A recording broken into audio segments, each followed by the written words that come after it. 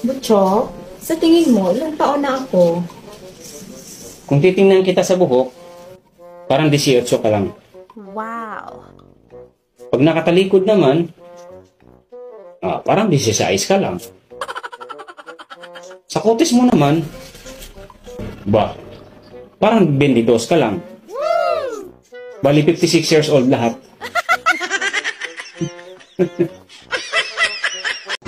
Saan ka pupunta? Aalis na ako. Lalayasan na kita. Sawang-sawa na ako sa ugali mo. Huwag ka nang umalis. Pag umalis ka, sino na magluluto sa akin? E di magpa-deliver ka. Sino na maglalaban ng mga damit ko? Magpa-laundry ka. Aalis na ako. Pag umalis ka, wala na akong gwapong asawa.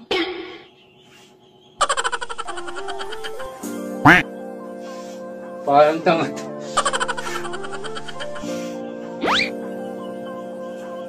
Di na ako alis. Ayon sa pag-asa, huwag mo isagad para mabunot agad. Bago! Pulis ka ba?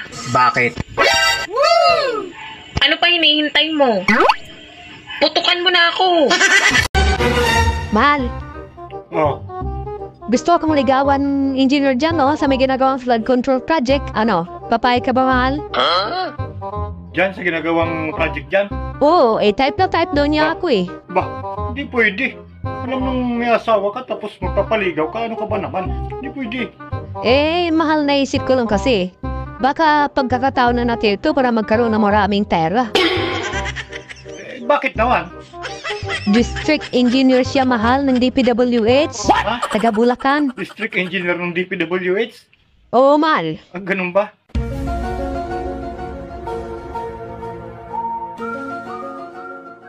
Sige, ganito, alis ako mamayang gabi, tapos papuntahin mo siya dito pagtulog ng mga bata.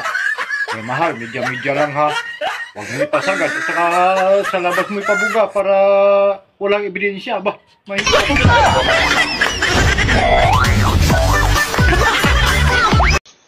Uhan, bakit ang tagal mo nakauwi? Kanina pa ako nag-antay sa'yo. Nagugutom na ako eh. Pasensya ka na, Han. Pinagkaguluhan kasi ako ng mga babae sa labas eh. Bakit ka naman pinagkakaguluhan? Lahat kasi ng babae na nasa lubong ko sa labas nakatingin sa akin. Ang laki daw kasi ng bukol ng harapan ko. Oh? Tapos ano sabi nila? Biro mo, niyaya ako ng mga babae sa labas, one night stand lang. Ang malupit pa doon, ako pa yung babayaran nila. Alam nila na sulit na yung ibabayad nila sa akin. Grabe talaga. Pinagkakaguluhan ako sa labas. Ang lupit talaga ng fighting spirit ko. Ay sus, nagyabang ka na naman? Hindi ba nila alam na lugi sila sa'yo? Grabe ka naman, paano sila maging lugi? Sila pa nga mismo nagsabi na sulit daw sila sa akin. Ay hindi ba nila alam na itlog lang yung bumubukol sa'yo? Huwag ka naman ganyan. Oo, pangit ako. Pero kahit kailan, never kong ikakahiya ang aking muka. Alam niyo kung bakit? Dahil ang masarap, wala sa muka, nandito sa baba. Kuya, Bakit? mahilig ka ba sa malaking lupain? Yan ang matagal ko nang hinahanap-hanap. Yung malaking lupain at malapad. Itong akin, malaki din. Kayo, malaki rin? Gago! Maganda yan. Baka gusto mong pasyalan. Ha? Pwede pasyalan? Baka madamo yan. Magastos pa ako. Be, may tatanong ako sa'yo. Ano yun? May lahi ba kayo? Kami? Oo. Ano, lahi kami ng Bombay na may pagka-Koreano. Ano mo yung mata ko? Singgit. Kaya palang pogi-pogi mo. Parang tanga to eh. Kayo, anong lahi nyo? Lahi kami ng mga sinungaling. Saan ka galing? Sa mga alaga kong manok, kailangan kasi nilang himasin para masanay sila at saka para gumanda yung mga balahibo nila.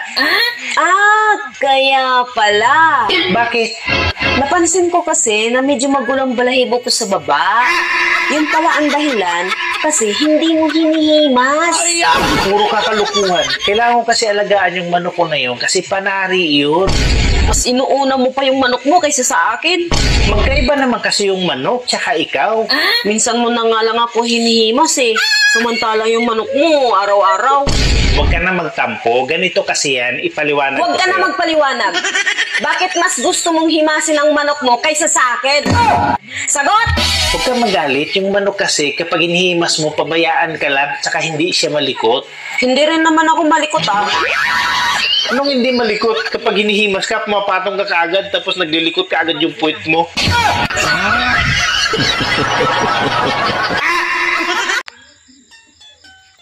Hello? Hello, sino po sila? Rungkol po kayo. Hindi ako rungkol. Pwede ba magligaw sa'yo? Gwapo ka ba? Hindi lang ako gwapo. Cute at mayaman pa ako. Ikaw, maganda ka ba? Hindi. Oh, sorry, rungkol talaga.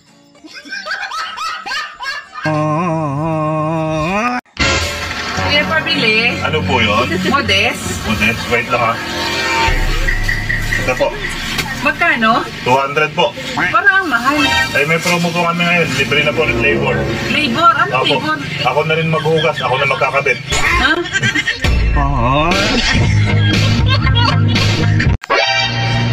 Ate, may tanong ako sa'yo. Ano yun? Kung sakali bang lumaki ang junjung ko, matutuwa ka? Yun ang pangarap namin.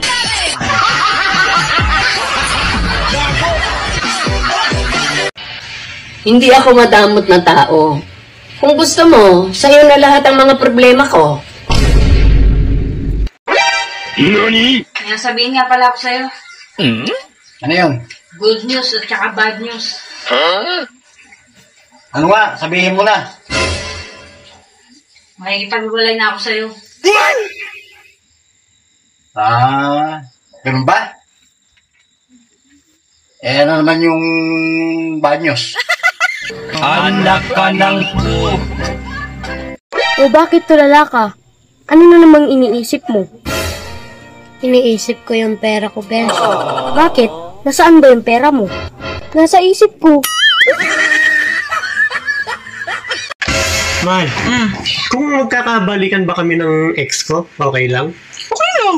Talaga? Okay lang? Oo, okay lang. Nagkabalikan na rin naman kami ni kumpare mo.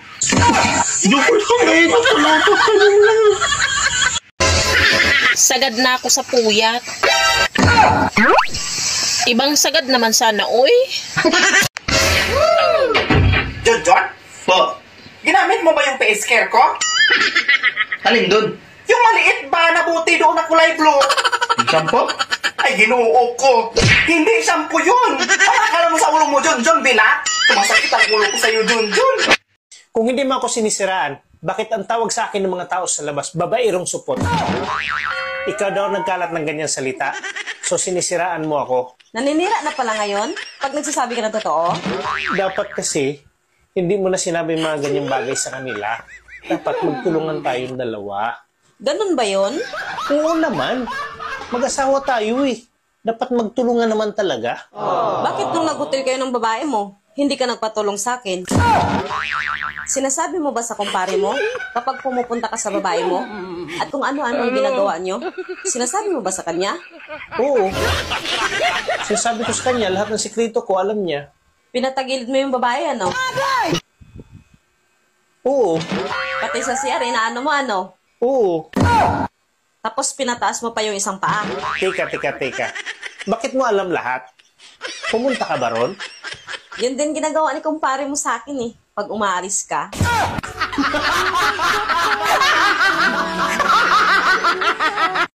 Maraming salamat kasi nandyan ka nung nabigo ako. Nandyan ka rin nung nagipit ako. At palagi kang nandyan kapag may problema ako. Kaya sa tingin ko, ikaw yata yung mala sa buhay ko.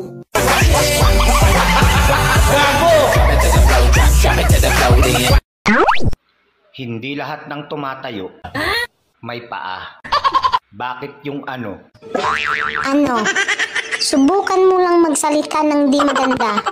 Basagin ko mukha mo. Salamat sa pag-aalaga mo sa akin, ha. Paano bang hindi magiging maalaga? Matutulog na lang, pinapakain pa kita. Honey, gaano katotoo yung usap-usapan dyan sa labas na pinasok ka daw ni Kumari dito noong mag-isa ka lang dito sa bahay at wala ako? Oo, Han. Tapos anong ginawa mo? Hindi, siyempre, tumakbo ako palabas. Ikaw naman. Talaga ginawa mo yun? Tumakbo ka? We, di nga. Kung halimbawa ikaw, Han, naman, ang naiwan dito sa bahay mag-isa, tapos pinasok ka ni kumpare, ano gagawin mo? Di syempre, ganun din sa ginawa mo. Ha? Anong ganun din sa akin? Tatakbo ka rin? Hindi. O sisinungaling din ako, kagaya mo.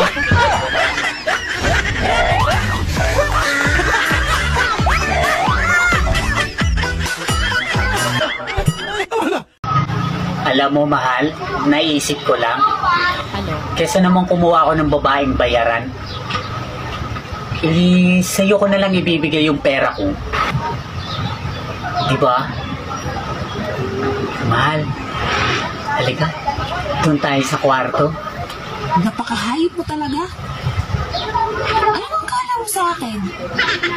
Bayarang babae? Ha? Pok? Asawa pa naman kita. Tapos gagayanin mo lang ako? Kung si kumpare nga di ko sinisingin, ikaw pa na asawa ko? Pisti ka? Yawa ka. Kuya, gusto mo magkapera? Simple lang gagawin mo. Pasok ka sa imbornal ko.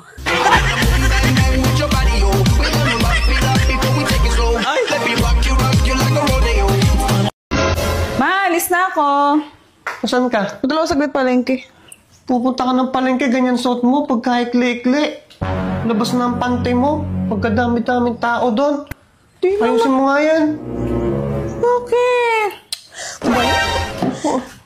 Iwan ko na lang para hindi makita. Ay, loko! Uy, piliin mo yung taong gusto ka. Ha? Ang dami nila.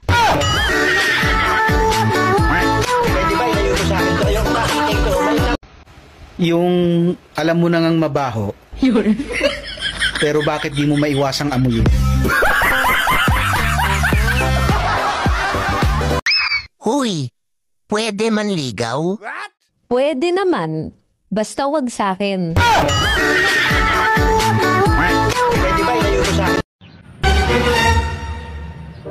Mahal, baka pwedeng makaisa. Anong makaisang sinasabi mo? Isang round lang ba? Ang tagal na natin hindi nagbimbangan eh. Ay, ayoko. Pagod ako palagi. Ayoko. Saka wala akong gana. Mahal, hindi mo ba alam? Katapusan ngayon. Sumuweldo na ako. Ha? Ikaw rin. Ay, ganun ba, mahal? O sige, tara.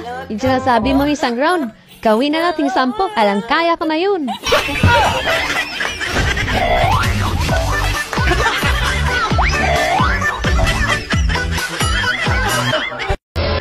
Nagugutom ka ba? Gusto mo sa'yo na tong monay ko? Huwag mong sabihing ikamamatay mo kapag nawala siya. Huwag kasi puro siya. Kumain ka ng iba.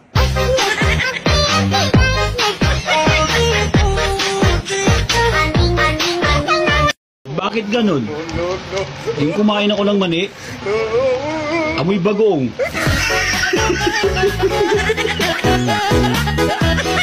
Mga tao, no? Buti ka pa. Hindi ka pa nagagalit, pangit ka na.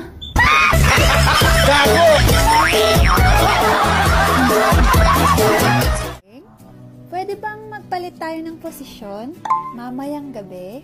Sure, darling. Why not? Ano ang position gusto mo, baby? Ikaw ang magluto at maghugas ng plato habang ako'y nakaupo sa sofa at nood ng TV.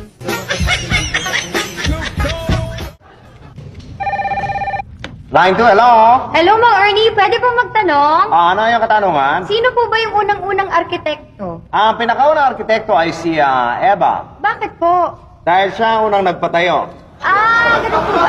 Pwede ho isa pa po? Pwede. Sige. Sino naman ho ang pinakaunang estudyante? Ang pinakaunang estudyante ay si Adan. Bakit po? Dahil siya ang kauna-unahang pumasok. Miss, totoo ba pag December nagbibigayan? Oo naman. Panahon kasi ng mababait at huwag magdamot. Ganun ba? May 100 ka dyan? Wala!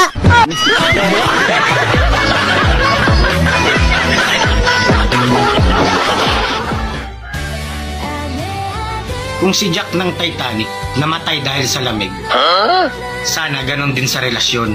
Bakit? Para kung sino yung unang manlamig, siya yung unang mamamatay.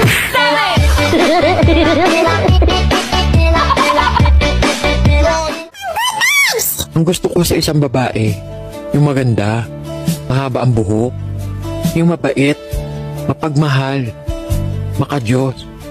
Higit sa lahat, yung matipid, yung walang utang, mayaman, yung kayang bayaran lahat ng utang ko.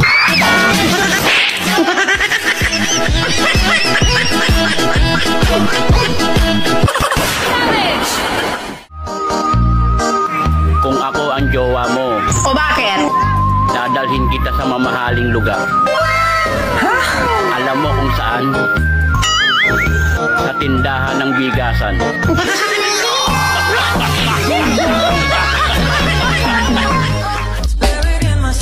Yung partner ko, lagi kong nahuhuling nakatingin sa akin. Hindi ko alam kung napupugian ba siya sa akin o nagsisisi na.